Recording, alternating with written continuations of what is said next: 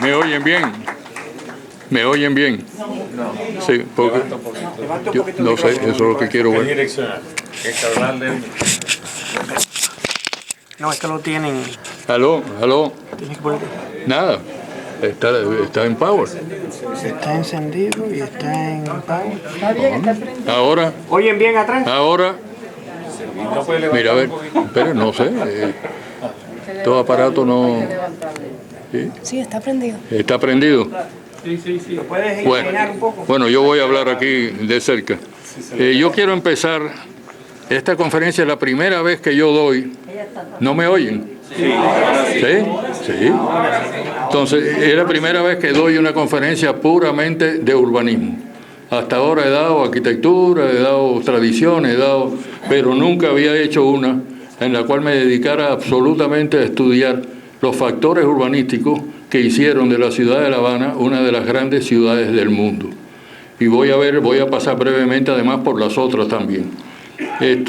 Cuando Paul Goldberger, que es el crítico de arquitectura y urbanismo más importante que hay en los Estados Unidos de Norteamérica, fue a Cuba, después de la visita del Papa, yo recibí una llamada en mi oficina en la universidad, y me dijeron, le habla Paul Goldberger. Yo creía que era una broma de un amigo mío y le dije, yo soy Napoleón Bonaparte. Entonces tuvimos como 10 minutos para que me convenciera de que él era de verdad, porque a mí me parecía mentira, ¿no? Entonces nos citamos, como siempre, en el Versalles. Me dijo, yo puedo estar contigo en el Versalles de 8 a 10:30. Y bueno, a las 8 todavía yo creo que no abren aquello. Fuimos y efectivamente nos sentamos, nos abrieron. Y estuvimos desde las 8 hasta las 3:30 de la tarde. De ahí se fue a Cuba. Y cuando volvió, yo lo invité a dar una conferencia en FIU y Paul dijo cosas allí asombrosas.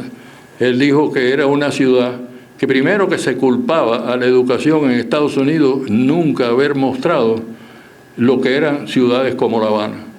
O sea que para él iba a ir a una villa española media cubanizada, con una serie de personas bailando por las calles, y que esa era la imagen que llevó. Y cuando salió de allí, me dijo, es una de las grandes ciudades, únicamente comparable a ciertas zonas de Buenos Aires, es un París latinizado, que eso a mí me llamó muchísimo la atención, y es una de las grandes ciudades del mundo.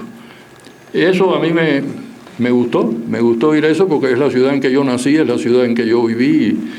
Yo siempre empiezo las conferencias últimamente con un haiku, que es un poema japonés que se consta de 5 estrofas, 7 estrofas y 5 estrofas. Y en este caso es Orlando González Esteva, uno de mis grandes amigos, y dice, aún en Cuba, si los pájaros cantan, añoro Cuba. Fíjense bien lo que dice eso, es muy importante. Yo tengo aquí unas notas, pero primero voy a abrir con lo siguiente. Déjame ver porque estoy tan equipado que... Okay. Cuba y sus tradiciones provienen de una gran variedad de culturas. Es un país mediterráneo con fuertes raíces culturales mediterráneas. España fue invadida por los griegos, por los romanos del siglo II a.C. hasta el I a.C., los visigodos y por los moros del 711 a 1492. Todos dejaron su huella física, social y cultural. España y el Mediterráneo en su conjunto constituyen la base cultural de las tradiciones cubanas.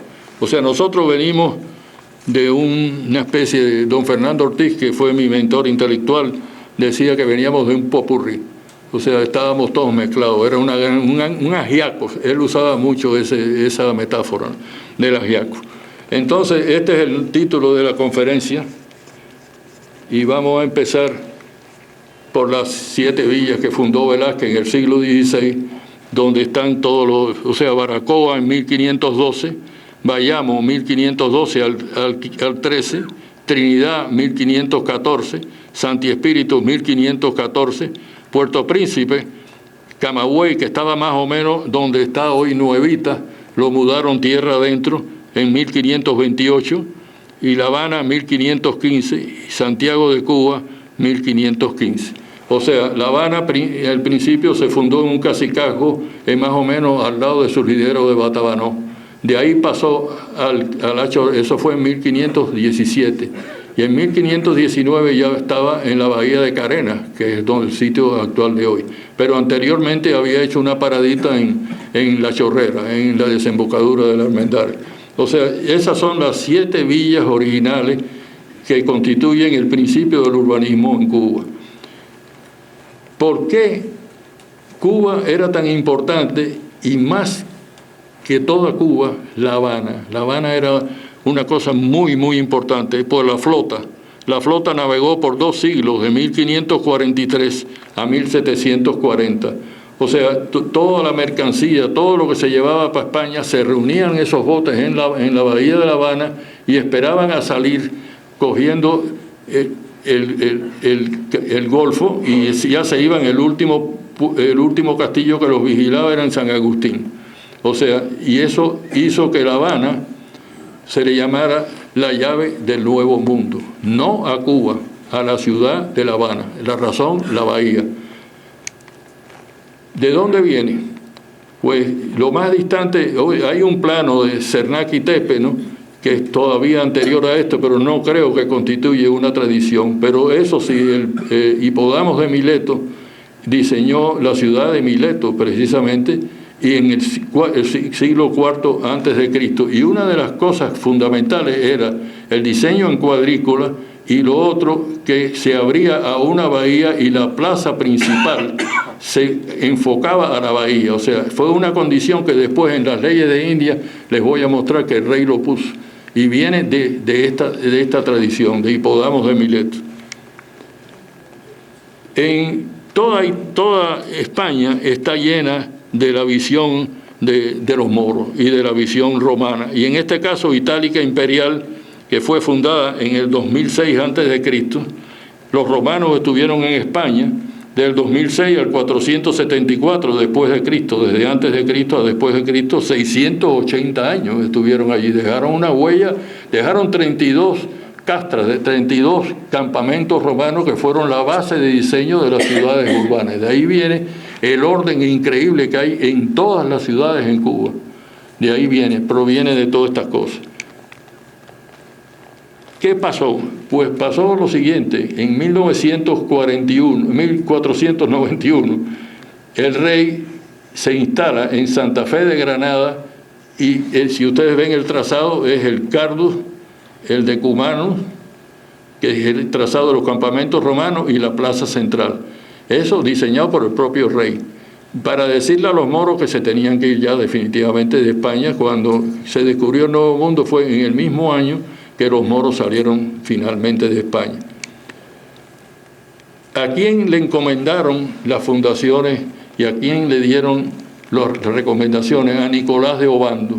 Nicolás de Obando había estado en la guerra final contra los moros para la recuperación de Granada, y entonces tenía en la mente el mismo diseño en el cual él vivió 2 o 3 años, y que era el diseño anterior que yo les mostré. Y este es el planito original de Nicolás de Obando para Santo Domingo, que lo fundó en 1952. El otro elemento importantísimo es un monje, Eximénix, Francisco Eximénix, que hizo este trabajo en 1380 y que se pudo publicar en 1480. Después, posteriormente, Sebastiano Sergio hizo una tradición de un libro, y que Francisco de Villapando se lo llevó al rey, y el rey hizo las leyes de India. La gente se cree que las leyes de India se hicieron en 1573, y eso es falso. Las leyes, un pedazo de las leyes de India salieron en 1573, pero en realidad hasta 1680 no se instalaron las leyes de India, y ya para ese momento había más de 300 ciudades en toda la América hechas por los militares españoles con el planeamiento militar. Eximénix hizo esta cuadrícula, que es muy impresionante, y yo he leído los libros de él. Es una cuadrícula que es un campamento romano. Está el Cardus, que es norte-sur, este-oeste, el Decumano, la plaza central, y entonces te da cuatro barrios, vamos a decir, o neighborhoods, con las plazas secundarias. Esta